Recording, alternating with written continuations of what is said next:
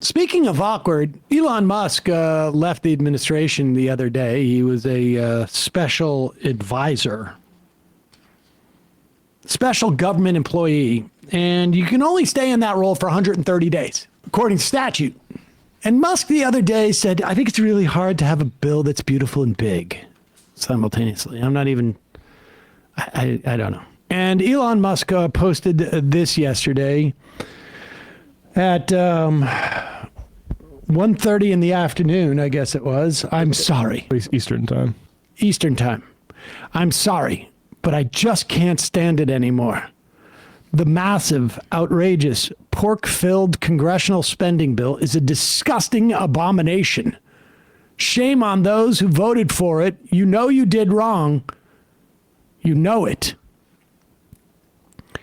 And then he also tweeted, it will massively, because it wasn't quite clear what he was talking about.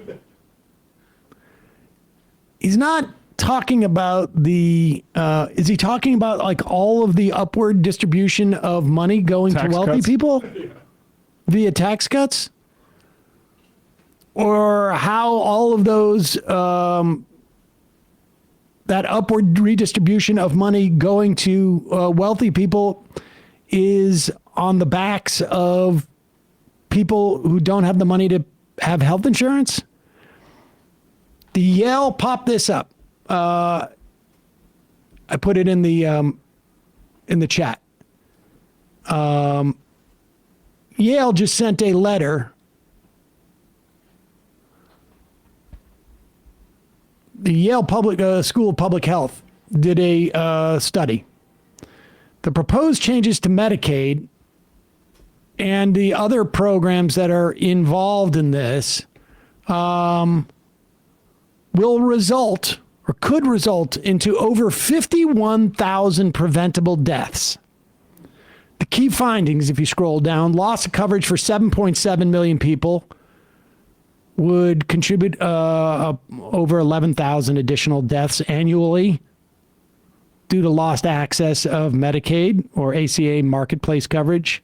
The disenrollment of 1.38 million low-income Medicare beneficiaries.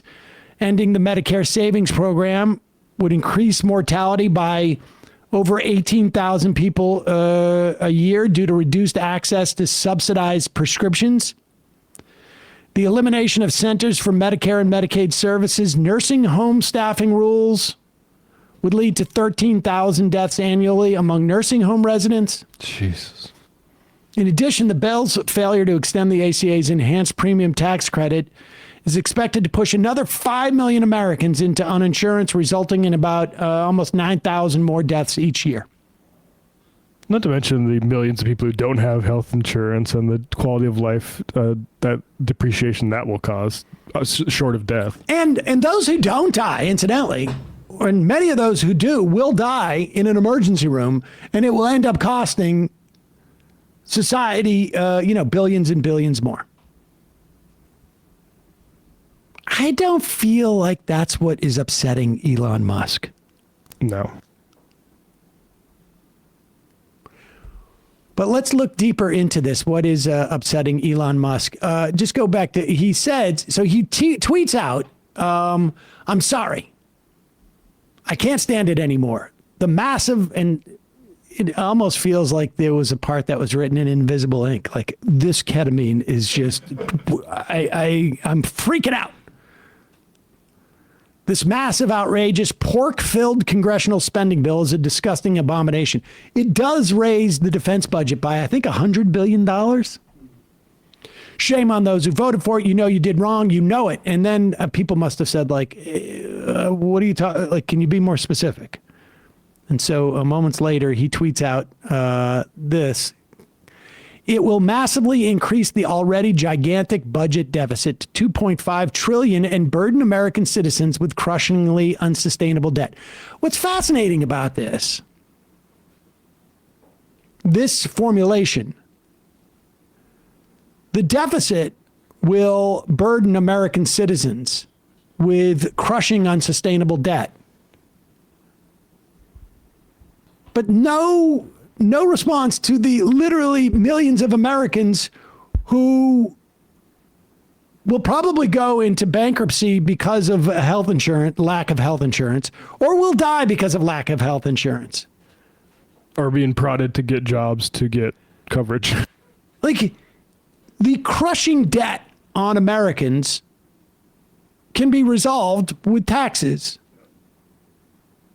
It's the richest man on earth or close to it.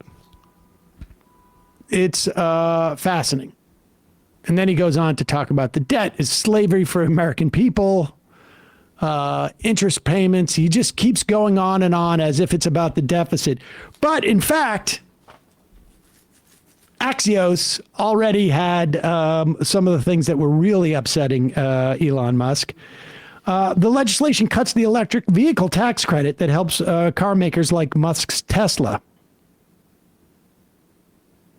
This is also a problem that Tom Tillis has. Tom Tillis, senator from North Carolina. North Carolina, I think, is like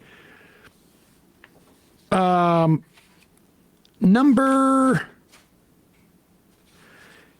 over 109,000 clean energy jobs, the ninth most in the country, as a function of the IRA. It's the home to the fourth most solar capacity in the country, supporting 7,000 jobs. There were 27 new projects announced in North Carolina alone after the passage of the IRA in August 2022. So we're not even 3 years out. That's 9 new projects a year, representing an investment of over $21 billion. That's why Tom Tillis is a little bit nervous about this bill. Musk was also, like I say, working at the White House as a special government employee. He was pissed that they didn't extend his time there. In other words, why are you paying attention to this law? You're breaking so many others. Musk also wanted the FAA to use Starlink satellite system for national air traffic control.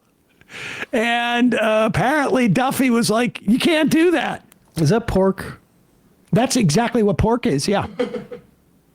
In fact, that's even like goes beyond pork to sort of just full on corruption. Like bacon. Yeah.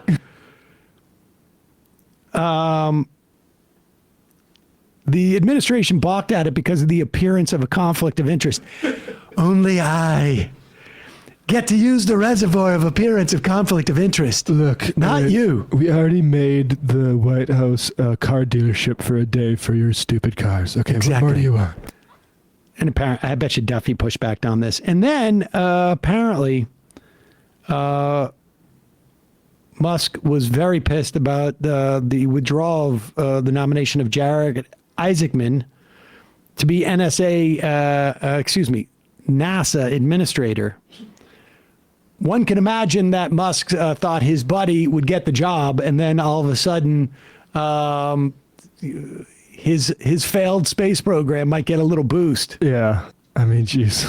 The one person, any sort of advisor, but the NASA, we've basically privatized NASA and gave it to Elon Bezos. The Office of Presidential Personnel's Sergio Gore apparently had a problem with Elon, and one White House official said this was Sergio's out the door FU to Musk. And so Musk was pissed. He can't handle it anymore. And he's come out against the bill. This on a day when the Times reports that there was a couple of Republican Congress people, including Marjorie Taylor Greene, who are like, well, had I known about the AI ban on AI regulations across the country, I wouldn't have voted for it. Or had I known about on and on and on. So there's a lot of buyer's remorse on the House side. This as it's all happening in the Senate. And they're starting to do these bills. Now, a lot of those things are going to get stripped out of the bill because they don't comport with the Byrd rule that allows it for reconciliation. We are still waiting on the parliamentarians' ruling about whether the baseline of this bill will include existing tax cuts that will expire at the end of this year. completely bucking precedent, but we'll find out about that. Hey, folks, don't forget to hit the subscribe button and check out our daily show. We do it every day at 12 p.m. Eastern for about 2.5 hours. We even take phone calls. You should check that out.